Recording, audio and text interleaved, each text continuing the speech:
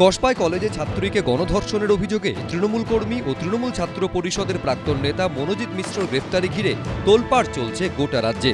এরই মধ্যে বেলডাঙ্গার ভারত সেবাশ্রম সংঘের প্রধান কার্তিক মহারাজের বিরুদ্ধে ওঠা ধর্ষণের অভিযোগ ঘিরেও শুরু হয়েছে টানাপোড়েন। মঙ্গলবার কার্তিক মহারাজকে নবগ্রাম থানায় তলব করে পুলিশ, কিন্তু তিনি পুলিশের কাছে হাজিরা দেননি। কার্তিক মহারাজের আইনজীবীরা কলকাতা হাইকোর্টে দ্বারস্থ হয়েছেন। সম্প্রতি কার্তিক মহারাজের বিরুদ্ধে ধর্ষণের অভিযোগ দায়ের করেন এক মহিলা। তার দাবি 2013 সালে তাকে একটি স্কুলে চাকরি পাইয়ে দিয়েছিলেন বেলডাঙ্গার ভারত সেবাশ্রম সংঘের প্রধান। তারপর একাধিকবার তাকে ধর্ষণ করা হয় বলে অভিযোগ মহিলার।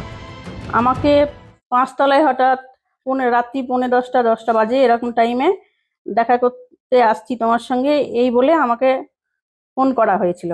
উনি বললেন যে বড় লাইট জ্বালতে হবে না, তুমি আমার সঙ্গে সবকিছু করো আর কি, মানে বুঝতেই পারছেন। জুন মাসে ওখানে দেখা গেল যে আমি প্রেগনেন্ট। আমি তখন ওনাকে জানালাম, উনি তখন ঘাবড়ে গেলেন, বলছেন যে তোমার হাতে পায়ে পড়ি, হ্যাঁ আমাকে তুমি প্রাণ ভিক্ষা দাও, নালে আমাকে হয় জেল হবে নয় সুসাইড করতে হবে। নবগ্রাম থানায় অভিযোগ দায়ের করেছেন এই মহিলা। তার ভিত্তিতে মঙ্গলবার কার্তিক মহারাজকে ডেকে পাঠায় পুলিশ। তবে হাজিরার পরিবর্তে তিনি এফআইআর খারিজের আর্জি জানিয়ে কলকাতা হাইকোর্টে দ্বারস্থ হন। বুধবার বিচারপতি জয় সেনগুপ্তর এজলাসে এই মামলার শুনানি হতে পারে। এর আগে এই নিয়ে প্রশ্ন করা হলে কার্তিক মহারাজ কিছু বলতে চাননি। এই ব্যাপারে কোনো বক্তব্য নেই, এটা আমার আইনি বিভাগ আছে।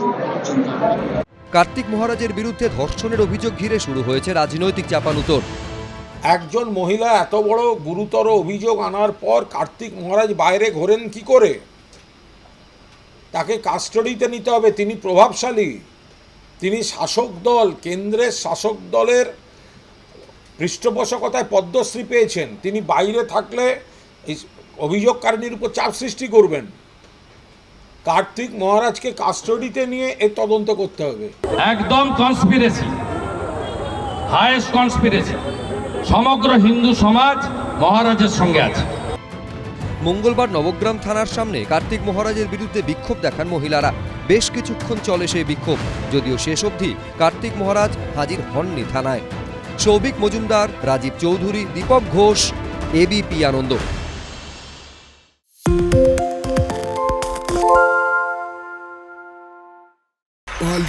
তাই নাকি? রাত্রি বাংলা গুজব চায় না, বাংলা খবর চায়।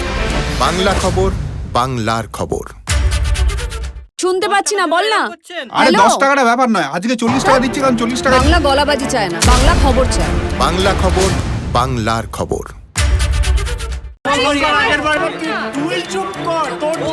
বাংলা ঝামেলা চায় না, বাংলা খবর চায়। বাংলা খবর, বাংলার খবর।